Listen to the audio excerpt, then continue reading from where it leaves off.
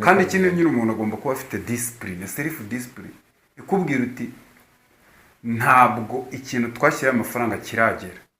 Ubundi arakano naje kumenya abantu batazi batitaho ari amafaranga wa savings wayakuraho utayakuraho ibibazo n'ubundi urabigira, ibibazo mu kwezi n'urimo wagatura bigira.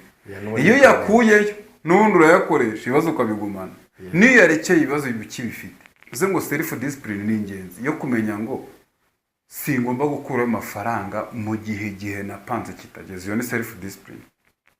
Consistency ni uguhora noneho ni wa mubare wihaye runaka amafaranga ngomba kubika, uziko nimbika urugero bamemba ibihumbi wenda 100 ku kazi, uhembwa 100 kandi ushaka kwizigamira. Impamvu ushaka kwizigamira ushaka gushora, kuko ntago washora utarizigamiye. Cyeze ufite umuntu w'amafaranga nibo nta bivuze ngo uravuze uti ndashaka gushora, ndashaka kuzagura karakana, ni gute nakagura ko ntabafasha, ko nta bantu bamfasha mfite. Step yo gusavinga.